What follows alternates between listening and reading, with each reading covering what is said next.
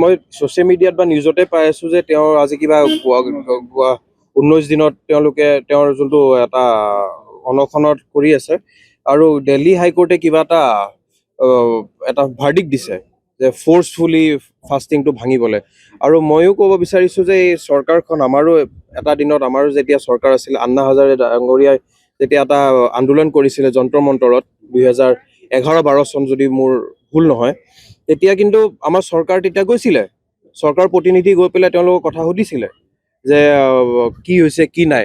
কিন্তু এই চৰকাৰখন ইমানে মানে অন্তৰ নাথাকা চৰকাৰ যে এজন ব্যক্তি নহয়, এজন ইনষ্টিটিউট হয়।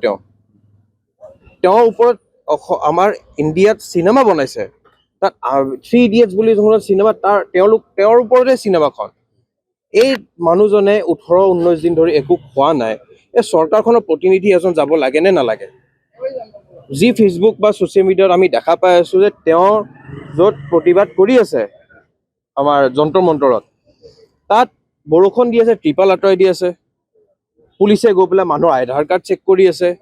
যোনে যোনে খানা বা তেওঁলোকে যোনে আপোনাৰ বহুত ভাল পোৱা মানুহ বা সেই আন্দোলনটো ছাপোৰ্ট কৰা মানুহে তেওঁলোকে খানা অৰ্ডাৰ দি পেলাই বা পানী বটল দিছে গৈ পেলাই মানুহখিনি প্ৰটেষ্ট কৰা মানুহখিনি, সেইখিনি বস্তু প্ৰশাসনে আঁতৰাই দি আছে।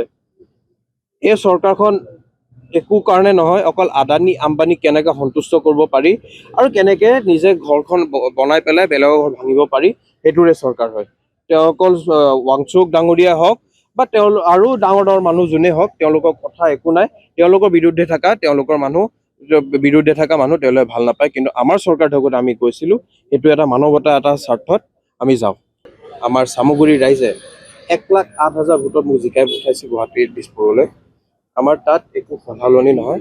মানুহে ইতিমধ্যে কংগ্ৰেছৰ লগত আচাবলৈ দেখা পালে যে গোটেই অসমত 102টা চিট জিকিছে, কিন্তু আমাৰ তাত 2 লাখৰ ওপৰত গোটেই লোকসভাত কংগ্ৰেছ জিকিছে। আমি নগেয়া ৰাইজ, আমি নগাঁৱক ভাল পাওঁ। আমি আমাৰ নেতা ৰাহুল গান্ধী ডাঙৰীয়া, গগৈ ডাঙৰীয়া, ৰকিবুল হুছেইন ডাঙৰীয়া, ৱাজেদ আলী চৌধুৰী ডাঙৰীয়া, জে.পি. দাস ডাঙৰীয়াৰ আমি আণ্ডাৰত আছোঁ।